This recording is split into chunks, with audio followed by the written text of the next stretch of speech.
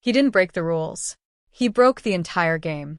Just days before the NFL Combine, before the ink could even dry on his rookie contract, Shedeur Sanders pulled off a financial magic trick that left Roger Goodell and 32 billionaire owners completely speechless. He signed a historic 5-year, $80 million partnership with Saudi Arabia's Public Investment Fund to become their global ambassador for American football. The timing wasn't an accident. By executing this massive deal right before officially entering the league, Shedeur exploited a rare prospect loophole. The NFL's strict player conduct policies regarding sovereign wealth funds gold touch him because technically he wasn't their employee yet. Overnight, the league's monopoly on player income vanished. The traditional power structure says rookies are supposed to be broke, desperate, and grateful for whatever contract they are handed. But Shedeur just bought his freedom before taking a single professional snap. And what happens next behind closed doors would shake the very foundation of professional sports. But to understand why the league office was so terrified off this move, you have to look at the brutal reality of what happened to Shedeur during the 2025 NFL Draft. Heading into draft night, the numbers were undeniable. He had thrown for over 4,100 yards, completed an astonishing 74% of his passes, and carried a completely rebuilt Colorado program on his back while surviving one of the worst offensive lines in college football history. Yet, as the first round ticked by, his name wasn't called. The second round passed, then the third. Quarterbacks with a fraction of his production and zero proven ability to handle national pressure were flying off the board. He ultimately plummeted all the way to the 144th overall pick in the 5th round, landing with the Cleveland Browns. But this epic slide wasn't about arm talent or processing speed. It was the result of a highly calculated anonymous smear campaign. Reports began surfacing from unnamed NFL assistant coaches, calling him entitled and claiming his formal interview was the worst they had ever seen. They built a narrative to humble him. They wanted to make him wait, question his worth, and force him into submission. They thought they had successfully put him in his place. But Shedeur was already playing a much bigger game.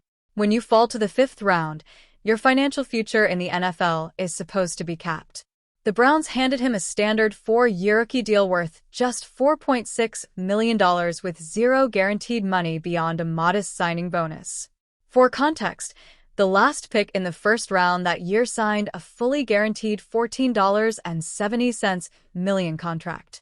The system is designed to keep late-round picks fighting for scraps, but Shedeur's representation wasn't playing by the old rules.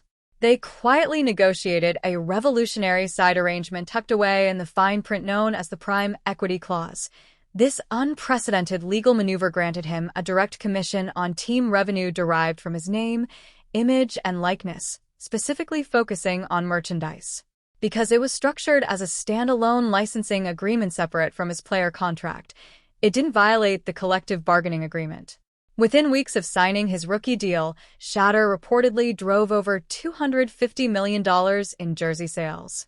His personal cut, a cool $14 million, had tripled his 4-year NFL salary in a matter of days.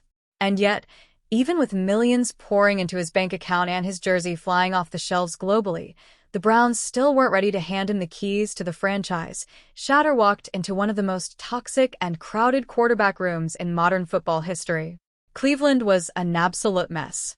They were suffocating under the ghost of Deshaun Watson's disastrous contract, trying to juggle veteran Joe Flacco, former first-rounder Kenny Pickett, and fellow rookie Dillon Gabriel. The coaching staff refused to anoint him, burying him as the QB4 on the depth chart to start training camp, and the local media smelled blood in the water.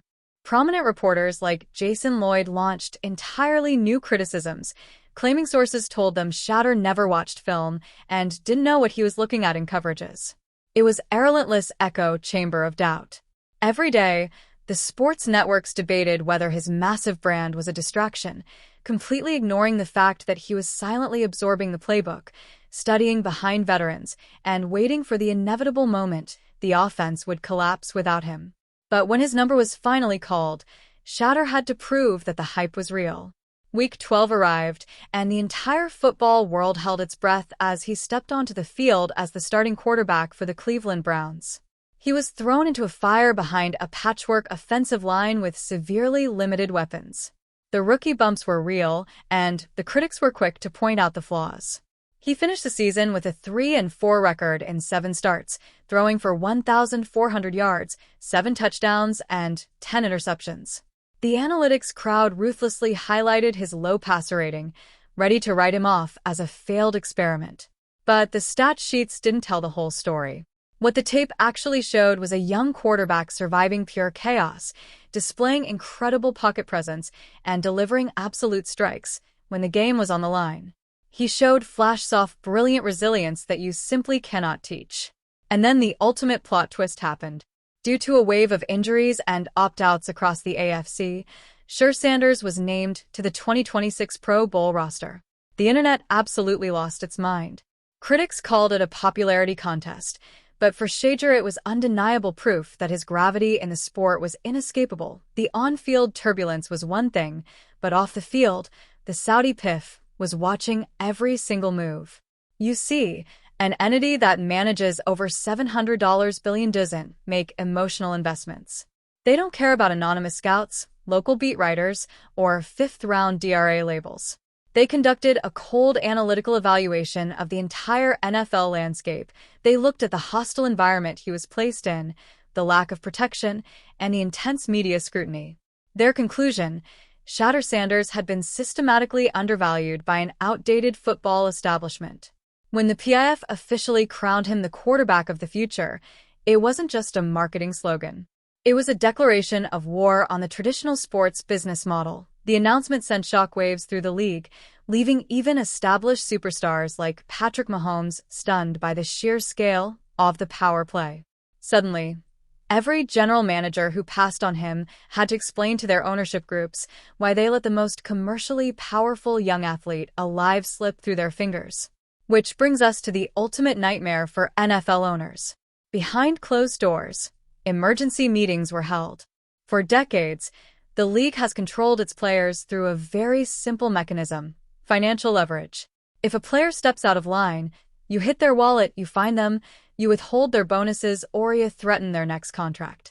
But how do you discipline a player who makes more money in a weekend from an international sovereign wealth fund than his entire coaching staff makes in a year? You can't. Shedeur Sanders essentially stripped the NFL of its biggest weapon.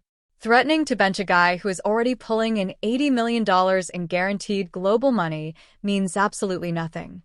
He didn't just expose a loophole. He created a blueprint. Now, every highly touted draft prospect coming through the ranks knows exactly how to bypass the league's wage scales and secure their bag before the commissioner even calls their name. So, where does this leave the NFL heading into the rest of the decade? Shedeur Sanders has completely flipped the script. He took every attempt to humble him, every anonymous quote, every draft day slight, and weaponized it into an untouchable global empire. He isn't just playing the game of football. He is rewriting the fundamental business of professional sports. The Cleveland Browns are now holding on to a global asset whose value extends far beyond the hashes of an American football field. As he heads into his second year, armed with more leverage than any rookie in history, the pressure is entirely on the establishment to adapt to him. The days of the league controlling its superstars with an iron fist just died. And you have to wonder, when the next generational talent decides they want top play by Shedeur's rules, will the NFL even have the power to stop them? Drop your thoughts in the comments below. And if you want to be the first to know when the next massive shift in sports history happens, hit that subscribe button and stay locked in.